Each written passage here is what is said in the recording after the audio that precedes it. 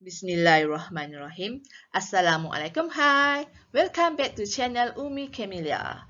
Kembali ke video PDP untuk subjek Pendidikan Kesihatan KSSR tahun 6. Unit 2, Salah siapa?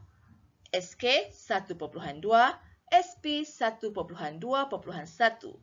Jom belajar bersama Cikgu Nurhayati Ahwan dari SK Taman Rasah Jaya.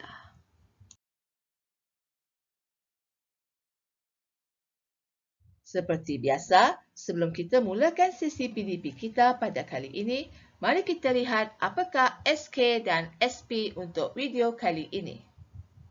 Standard kandungan 1.2. Mendemonstrasi keupayaan dan kemahiran untuk menangani pengaruh dalaman serta luaran yang mempengaruhi kesihatan diri dan reproduktif. Standard pembelajaran 1.2.1 memahami situasi yang mendorong kepada tingkah laku seksual dan cara menangani.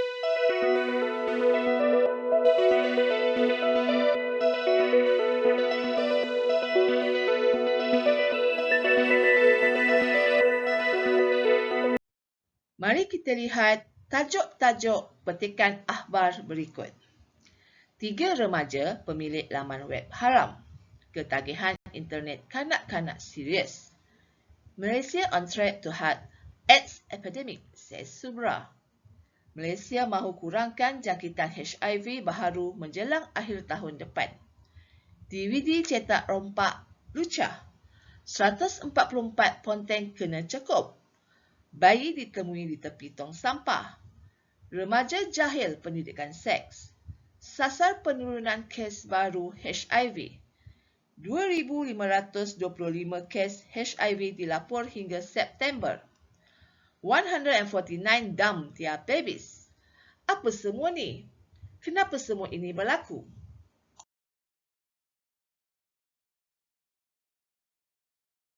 Terlebih dahulu, mari kita lihat apakah maksud tingkah laku seksual.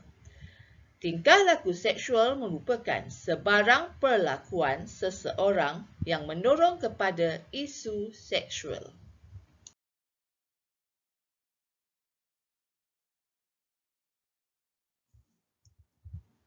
Contoh dan cara menangani situasi yang mendorong kepada tingkah laku seksual.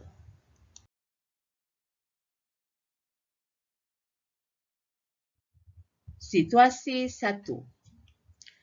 Gambar ini menunjukkan situasi di mana seorang budak perempuan berada di dalam sebuah lift tanpa ditemani oleh penjaganya dan ada seorang lelaki yang tidak dikenali bersama dengannya.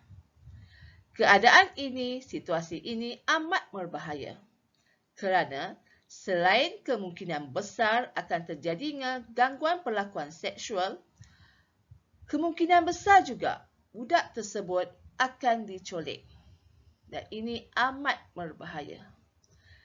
Jadi, cara untuk menangani masalah ini, sebagai seorang budak ataupun murid, terutamanya murid perempuan, jangan sesekali menaiki lift seorang diri. Kalau hendak ke mana-mana, ajaklah kawan-kawan. Berdua lebih baik daripada seorang. Dan sentiasa amalkan berjaga-jaga dan jangan sesekali mempercayai sesiapa sahaja walaupun orang tersebut nampak segak dan kemas. Kerana sesiapa sahaja boleh menjadi pelaku gangguan seksual ini.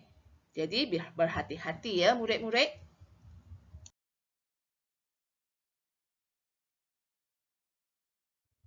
Situasi kedua.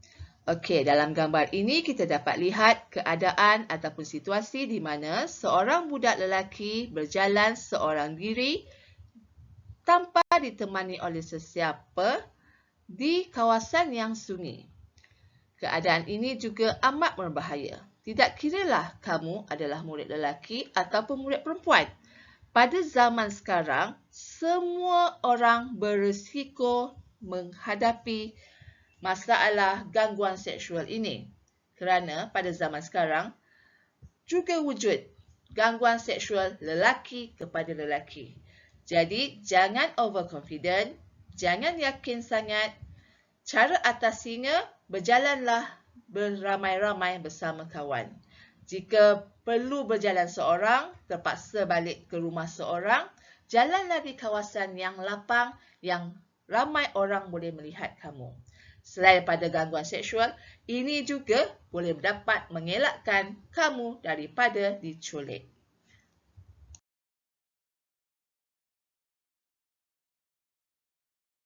Situasi 3. Okey, gambar ini menunjukkan keadaan di dalam sebuah tandas awam di mana terdapat 3 orang pengguna tandas dan seorang pekerja yang sedang membersihkan tandas tersebut. Jika ramai sebegini, masih selamat.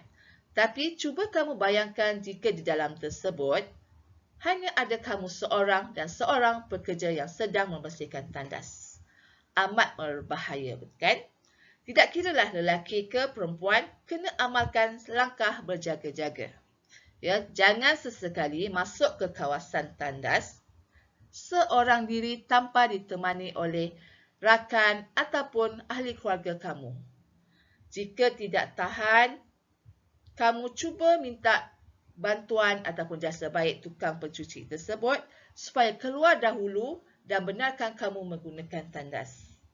Ya, ingat, kita tidak tahu tahap keimanan seseorang. Jadi, berhati-hati adalah lebih baik. Ya, jaga diri kamu baik-baik kerana telah terjadi dalam Malaysia, di negara kita, budak yang masuk ke tandas seorang diri dicabul dan diperkosa. Jadi berhati-hati.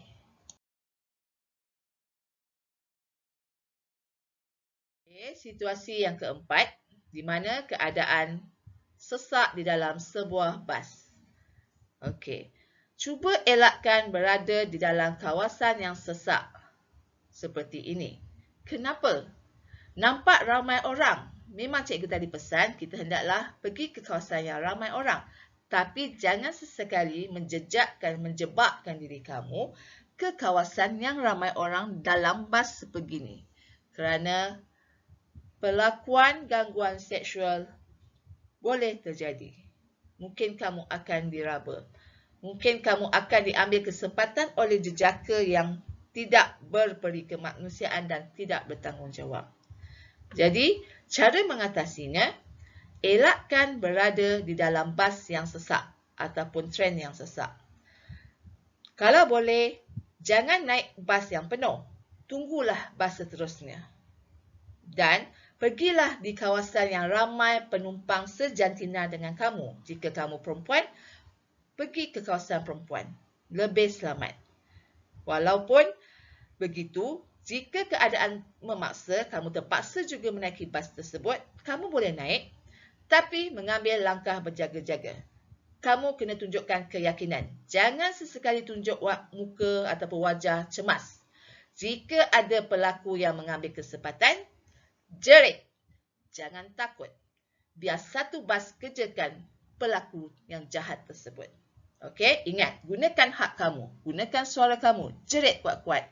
Ya, jangan takut mempertahankan maruah diri kita.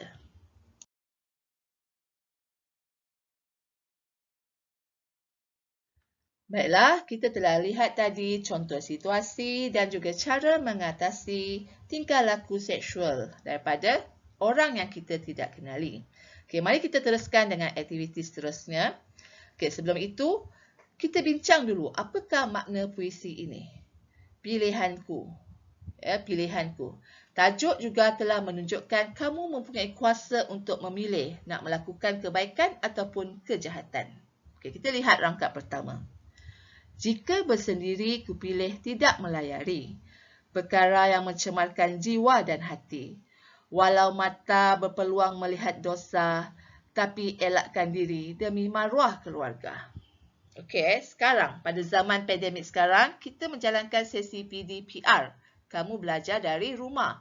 Dan kamu telah yang disayangi ibu bapa kamu telah diberi peranti seperti handphone, komputer tak kira lah laptop ke desktop ke, Ya, tujuan ibu bapa kamu memberi kamu peranti tersebut supaya kamu dapat belajar, ya, mengikuti sesi PDPR dengan guru kamu, belajar benda-benda yang berfaedah. Jangan sesekali mencurangi apa yang telah diberikan oleh ibu bapa kamu. Ya, gunakan apa yang telah diberi dengan sebaik-baiknya. Ya, gunakan untuk menuntut ilmu. Ya, contoh dalam rangkap ini, dia berkata, ya, Haikal berpesan, jangan sesekali melayari laman web yang tidak sopan. Cikgu rasa kamu dah mantang, dah tahu pun apa maksud tidak sopan. Jangan sesekali melayari laman web, ya, laman web yang akan merosakkan jiwa dan hati kamu. Tuntutlah ilmu. Ingat, ibu bapa kamu bersusah payah membelikan kamu handphone, peranti tersebut untuk kamu belajar, bukan untuk mencemarkan jiwa dan hati kamu dengan benda-benda yang tak elok. Kasihanilah ibu bapa kamu. Belajarlah betul-betul. Okey. Seterusnya, kita lihat rangkap kedua. Jangan sesekali lari dari rumah. Pilihlah keluarga yang menyayangi kita. Rakan yang baik mencipta kebaikan bersama. Pilihlah yang tidak membinasakan kita. Okey. Kamu sekarang berumur 12 tahun. Kamu memang sensitif, ya. Tapi jangan sesekali ambil keputusan untuk lari tinggalkan rumah. Walau sejahat-jahat ibu bapa kamu, mereka tidak akan menjahanamkan masa depan kamu. Mereka marah kerana mereka sayang. Mereka nak kamu jadi yang terbaik, lebih baik daripada ibu bapa kamu sendiri. Sebab tu mereka sentiasa menegur, memberi nasihat kepada kamu. Jangan sesekali berkecil hati. Ya, kamu ikut je apa yang diarahkan oleh ibu bapa kamu selagi ianya tidak memudaratkan diri kamu. Jika kamu pilih untuk lari dari rumah, ikut lelaki yang tidak kamu kenal pun, yang baru kenal di online ataupun di mana-mana, jangan.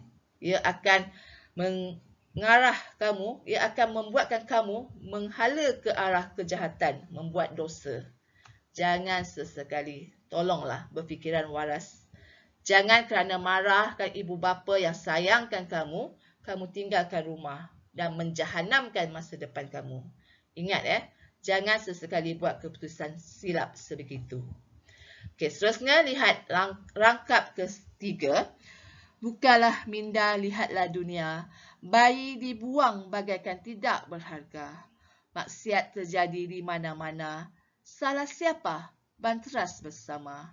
Segalanya bermula dari kita. Peliharalah iman diri dan keluarga.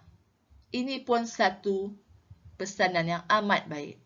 Sekarang kita dapat lihat banyak juga cerita di TV, di media sosial, keadaan mayat bayi di pondok bas. Ya, keadaan bayi dibuang di tong sampah, di dalam plastik, dibungkus dan dikumpulkan di atas pondok bas. Kenapa macam tu? Sebab semua telah terjebak dengan masalah sosial. Kamu kena jaga diri baik-baik. Jangan sesekali buat perkara yang akan mendorong kamu untuk melakukan tingkah laku seksual. Selain daripada menjahanamkan masa depan kamu, kamu juga akan mendapat dosa. Dan untuk Islam, kamu akan masuk ke neraka. Dah jadi ustazah pula cikgu. Okey, untuk murid-murid moral, jangan sesekali buat benda-benda yang sebegini, ya. Jagalah akhlak kamu, jaga kelakuan, tingkah laku kamu. Sentiasa ingat untuk jaga nama baik keluarga kamu. Ya, semoga anak-anak murid cikgu semua terhindar daripada masalah-masalah sebegini. Ya, jauhkanlah.